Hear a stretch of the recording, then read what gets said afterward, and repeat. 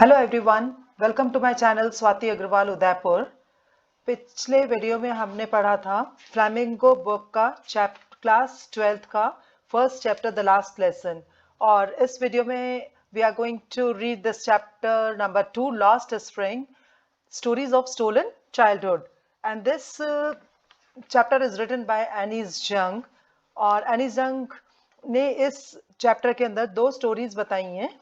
पहली तो है साहिब है आलम के ऊपर है, समटाइम्स आई फाइंड अ रोपी। और दूसरी है I want to drive a car. जो पहली वाली है स्टोरी वो है समटाइम्स आई फाइंड अ रोपी in the garbage. Annie's young का जन्म जो है वो राउरकेला में हुआ था और उन्होंने अपना जो बचपना था और एडोलसेंस था वो हैदराबाद के अंदर गुजारा था। उनकी जो एजुकेशन थी वो हैदराबाद और यूनाइटेड स्टेट्स ऑफ अमेरिका में हुई थी। She was a columnist for and an editor for the major newspapers. बहुत सारे न्यूज़पेपर के लिए वो एडिटर भी थी और कॉलमनिस्ट भी थी। कॉलमनिस्ट होता है जो एक न्यूज़पेपर के अंदर एक कॉलम एक आर्टिकल लिखता है और एडिटर जो है वो पूरे के पूरे न्यूज़पेपर का संपादक होता है। The following is an excerpt from her book titled lost spring stolen of childhood. Here she analysis the grinding poverty and traditions which condemn these children to a life of exploitation.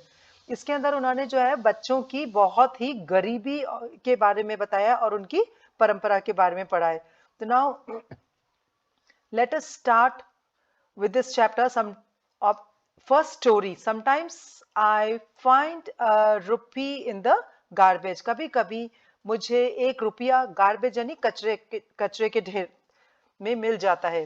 तो इसमें any जंग उस लड़के साहिब से पूछती हैं, why do you do this? I asked Sahib, whom I encounter every morning scrounging for gold in the garbage dumps of my neighborhood. Scrounging यानी search for, gold यानी यहाँ पर जो गोल्ड वर्ड है उसका मतलब सोने से नहीं है। इस गोल्ड का मतलब होता है जो रिच लोग या कॉमन पीपल जो चीज उनके लिए यूजलेस होती है वो फेंक देते हैं और गरीब लोगों के लिए वो बहुत इंपॉर्टेंट चीज होती है। तो इसलिए यहाँ पर वर्ड गोल्ड यूज किया है। Sahib has left his home long ago. काफी समय पहले ही साहिब ने अपना घर छोड़ दिया था। Set amidst the green fields of Dhaka his home is not even a distant memory. उसका जो घर था वो ढाका के हरे भरे खेतों में था। ढाका क्या है? बांग्लादेश की कैपिटल है। तो उसकी एक बहुत ही दूर दूर की मेमोरी के अंदर भी, उसकी स्मृति के अंदर भी वो नहीं है। There was many storms that swept away their fields and homes. His mother tells him, उसकी मदर बोलती हैं कि बहुत सारे तूफान आए थे जो उनके खेतों को और घरों को बहा लेके गए थे। That's why they left looking for gold in the big city where he now lives. इसी चक्कर में वो लोग गोल्ड को ढूंढने के लिए यानी कि वैल्यूएबल थिंग्स को जो जिनको कि वो बेच के अपनी रोजी रोटी कमा सकते हैं, इसके लिए वो अपनी बिग सिटीज में आ गए। I have nothing else to do he mutters looking away. फिर वो बोलता है, एनीस जंग को बोलता है कि मेरे पास कुछ और करने को है ही नहीं। गो टू स्कूल ऐसे ग्लिबली। फिर वो बोलती है कि बड़ी ही नम्रता से बोलती है, ग्लिबली मीन्स नम्रता से, कि तो तुम स्कूल क्यों नहीं चले आते हो। Realising immediately how hollow the advice must sound. अब वो इस चीज को रियलाइज करती है कि उसकी ये जो एडवाइस है वो कितनी हॉलो है, कितनी खोखली है। ADVICE, एडवाइस मीन्स सलाह।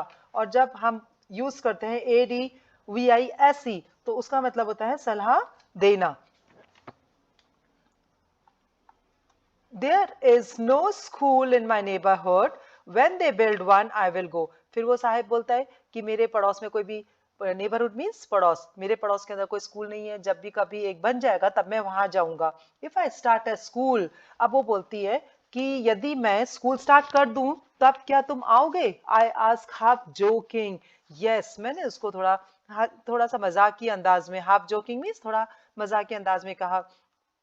तब उसने कहा हाँ ठीक है, और वो स्माइल करता है। A few days later I see him running up to me, is your school ready? कुछ समय बाद वो दौड़ता हुआ मेरे पास आता है और वो मुझसे पूछता है कि क्या आपका स्कूल रेडी है? It takes longer to build a school. अब वो कहती है, अब वो शर्मा जाती है, थोड़ा सा उसको हेजिटेशन होता है। आई से embarrassed means feeling ashamed at having made a promise that was not meant। अब उसको थोड़ा सा शेम फील होती है। फिर भी वो बहाना बना के बोलती है कि स्कूल बनने के अंदर तो बहुत लंबा टाइम चल होता है। But promises like mine abound in every corner of his bleak world। परंतु मेरे जैसे वादे उसके नीरस संसार के प्रत्येक कोने में प्रचुर मात्रा में है।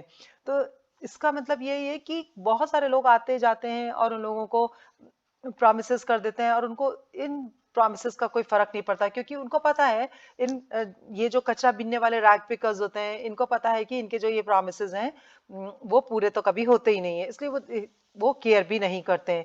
After months of knowing him I ask his name, Sahib A Alam he announces. फिर कुछ महीनों तक जान पहचान होने के बाद मैंने उससे पूछा कि भाई तुम्हारा नाम क्या है? तब फिर उसने बोला कि साहिब ए आलम। He does not know what it means. If he knew its meaning, Lord of the universe, he would have hard time believing it। फिर वो कहती है कि यदि उसको ये पता पड़ जाए कि उसके नाम का अर्थ है विश्व का स्वामी, तो वो तो इस बात को बिलीव ही नहीं करेगा। Unaware of what his name represents, he roams the streets with his friends, an army of barefoot boys who appears like the morning birds and disappear at noon।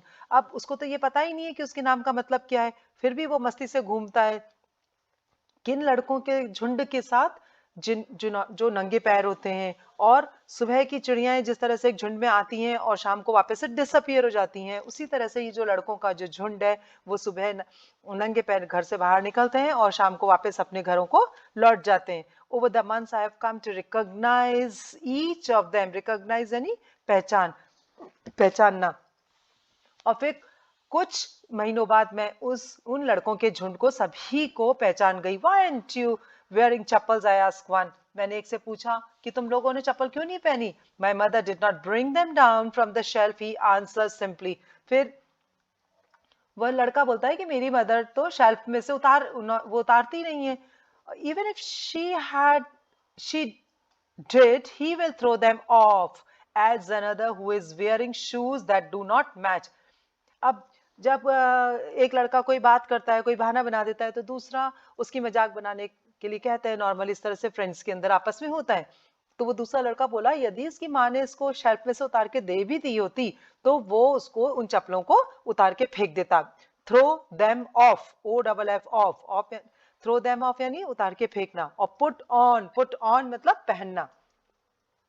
तो जिस लड़के ने मैच किए हुए सेम जोड़ी अच्छे जूते की नहीं पहन रखी थी, तो ऐसा लड़का उसने बोला कि उसकी माँ यदि इसको दे भी देंगी तो उसको फेंक देगा। When I comment on it, he shuffles his feet and says nothing। जब मैंने इस तरह से कमेंट किया तब उसने अपने पैरों को थोड़ा सा घसीटते हुए कहा और उसने कुछ भी नहीं कहा। I want shoe, फिर उसने बोला I want shoes, says a third boy। तब तीसरा लड़का बोला कि मुझे एक जोड़ी जूते चाहिए। Who has never owned a pair all his life, जिसने कि कभी अपने पूरी जिंदगी में कभी भी जूते नहीं पहने थे। Traveling across the country, I have seen children walking barefoot in cities on village roads। अब वो एनिसंग कहती हैं कि मैंने पूरे देश में इधर उधर बहुत घूमी हूँ, मैं गलियों में घूमी हूँ, सिटीज के अंदर, विलेजेस की सड़कों पे घूमी हूँ, मैंने कभी भी इन रैक पिकर्स को, कचरा बीनने वालों को चप्पल जूते पहने हुए नहीं देखा। It is not lack of money but a tradition to stay barefoot. अब उनमें से एक लड़का कहता है कि ये हमारे पैसों की कमी नहीं है। वो अपनी बात को ऐसे अपनी गरीबी को छुपाते हुए बोलता है कि हमारे पैसे की कमी के कारण नहीं है, ये तो सिर्फ एक ट्रेडिशन है, एक परंपरा है कि हम नंगे पैर ही जाते हैं। I wonder if this is only an excuse to explain away a perpetual state of poverty। Perpetual state means एक शाश्वत, never ending, कभी भी जो खत्म नहीं होती है। तब मैं ये सोचने लगी कि ये उसकी गरीबी को बताने के लिए, जो कि कभी भी खत्म नहीं होती है, पीढ़ी दर पीढ़ी चली आ रही है, तो क्या ये उसके लिए एक एक्सक्यूज बता रहा है? I remember a story A man from Udupi once told me। अब वो आगे अनीस जंग बोलती हैं कि मुझे एक याद है एक स्टोरी। उदुपी में एक आदमी रहता था, उसने मुझे सुनाई थी। Udupi is a place in Karnataka। As a young boy he would go to school past an old temple where his father was a priest। priest मतलब पुजारी। तो वो कहती है कि जब मैं वो आदमी बोलता है, जब मैं एक यंग बॉय था, मैं पास के एक स्कूल के अंदर जाता था, टेंपल के अंदर जाता था, I am sorry, where his father was a priest, जहां पर कि उसके पिता पुजारी थे। He would stop briefly at the temple and pray for a pair of shoes. वो वहां पे रुकता था उस मंदिर के अंदर और सिर्फ एक जोड़ी जूते के लिए प्रार्थना करता था। 30 years later, I visited his town and the temple, which was now drowned in the air of desolation। अब वो एनिस जंग कह रही हैं कि 30 साल बाद वो वापस उसी गांव के अंदर गई, और वो ऐसा गांव था जो कि विनाश के कारण लुप्त हो चुका था, उजड़ गया था और वीरान हो गया था। मतलब वहां पे अब लोग बाग नहीं रह रहे थे ज्यादा। In the backyard where lived the new priest. और उसके पीछे की तरफ, उस मंदिर के पीछे की तरफ एक नया पुजारी था।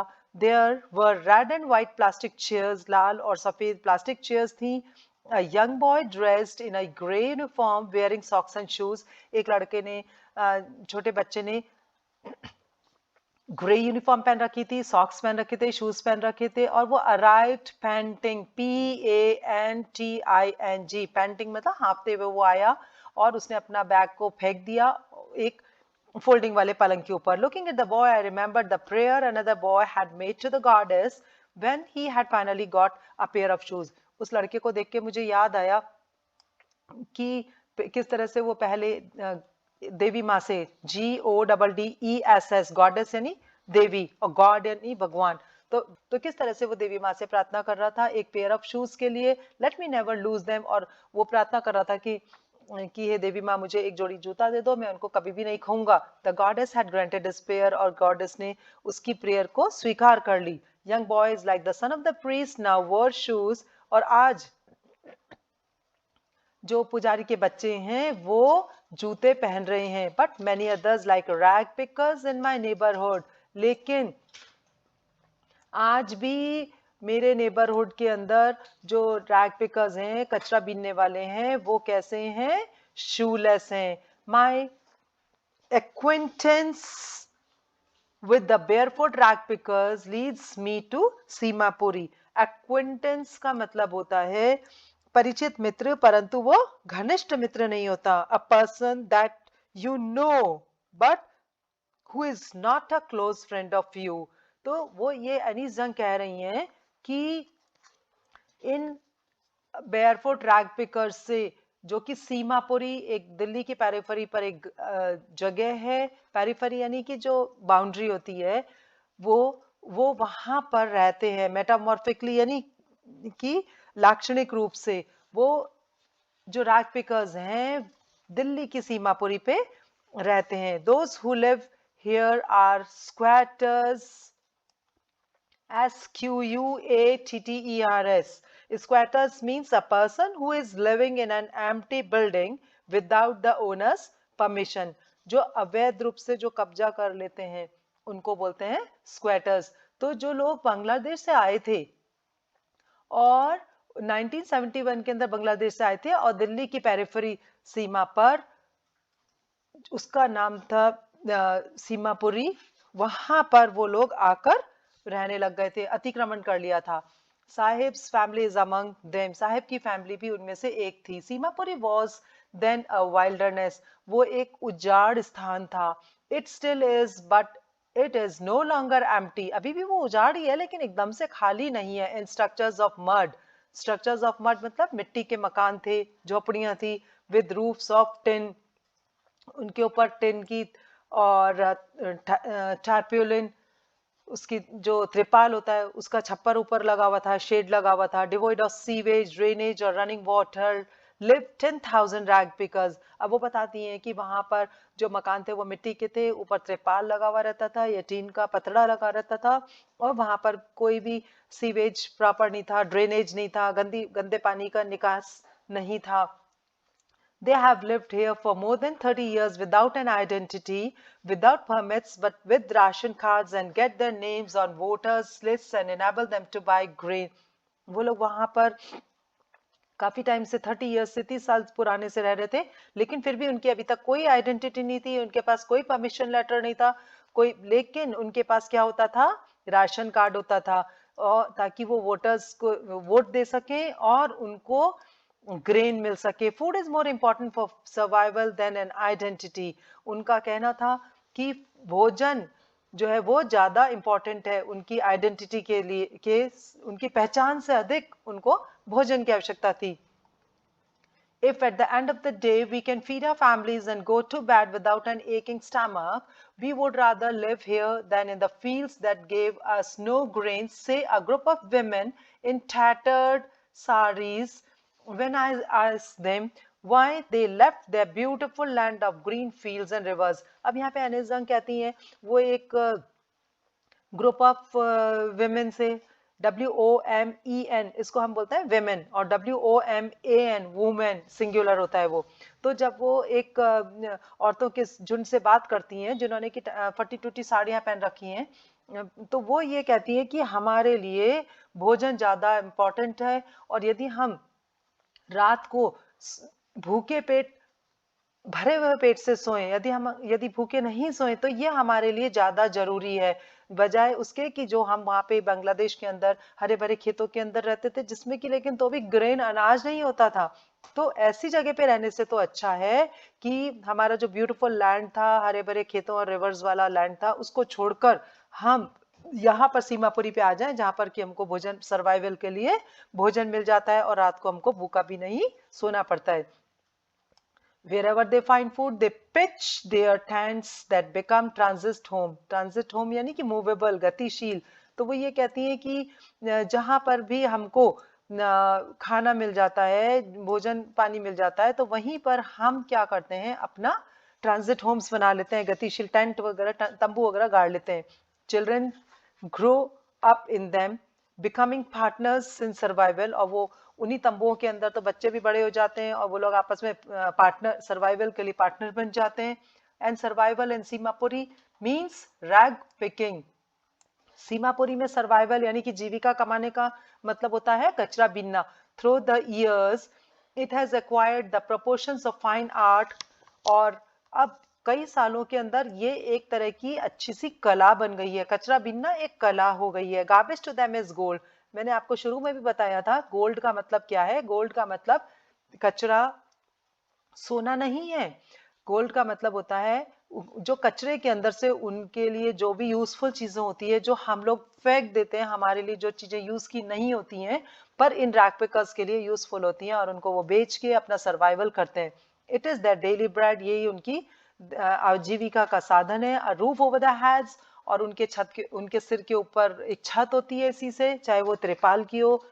Even if it is a leaking roof, और चाहे वो लीक करती हो, but for a child it is even more. और बच्चों के लिए तो ये उससे भी अधिक होती है. I sometimes find a rupee, even a 10 rupee note से Sahib says his eyes lightening up.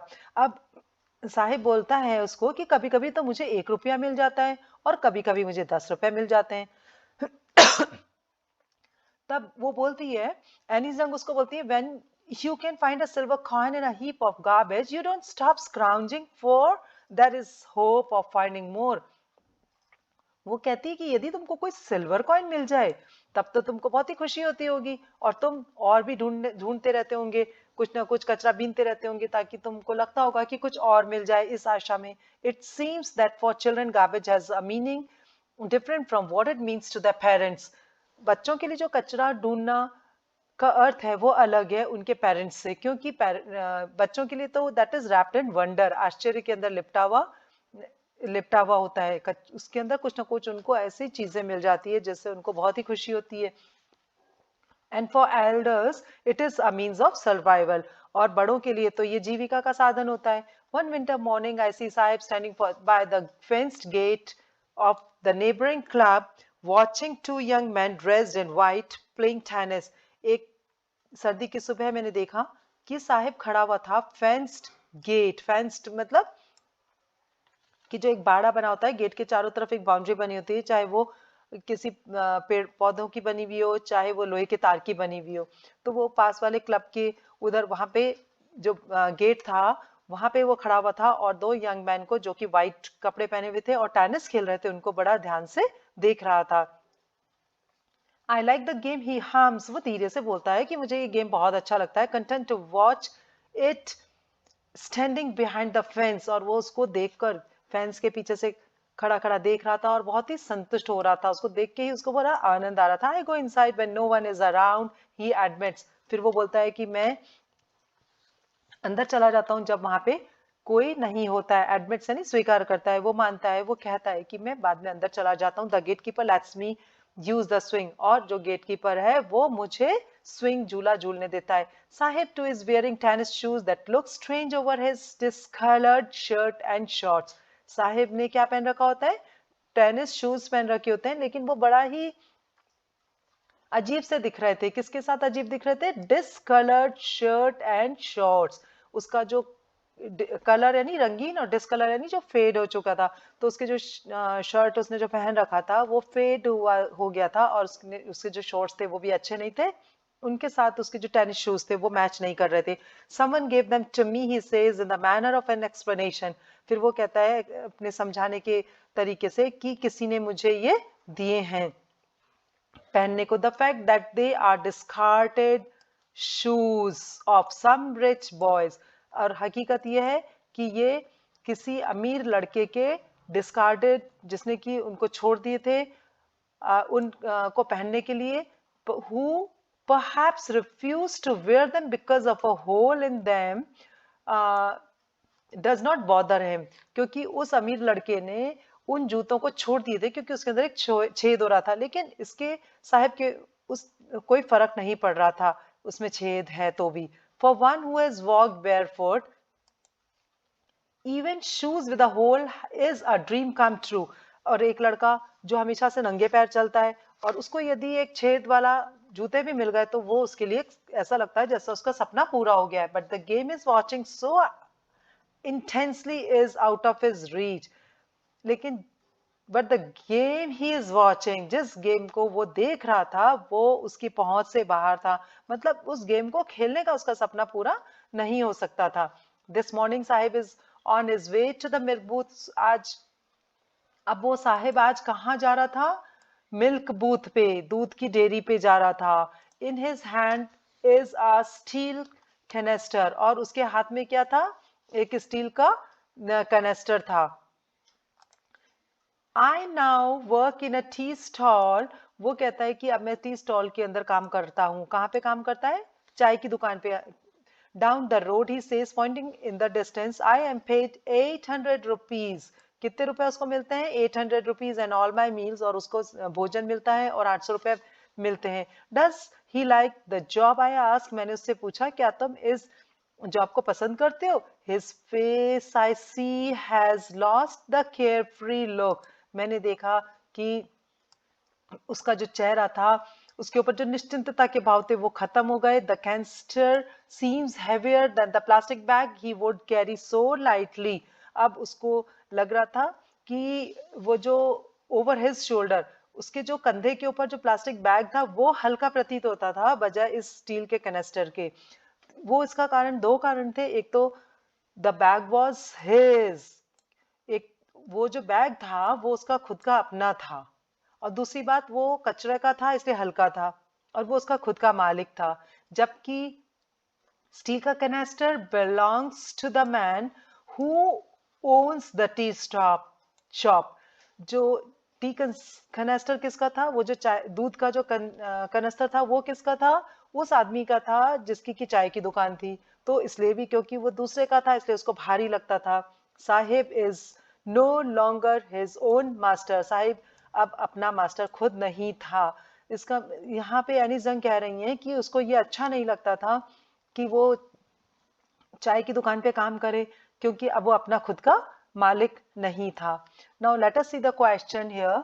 What is Sahib looking for in the garbage dumps? Sahib garbage dumps में क्या देख रहा था? वो कचरा ढूंढता था, गोल्ड ढूंढता था. Where is he and where has he come from? वो कहाँ पे था? वो सीमापुरी गांव में था. और कहाँ से आया था? बांग्लादेश की कैपिटल ढाका से आया था. What explanations does the author offer for the children not wearing footwear? Author ने उसको क्या क्या कारण बताए थे कि वो बच्चे क्यों नहीं फुटवेयर पहनते थे. एक तो उनकी गरीबी थी और एक उनका ट्रेडिशन था. Is Sahib happy working at the tea stall? क्या साहिब खुश था टी स्टॉल पे काम करने में? No, Saheb was not happy working at the tea stall. I hope you understand this chapter, and in the next video we will read the next portion of this chapter. I want to drive a car, and this story is about Mukesh, who wants to become a motor mechanic. Thank you.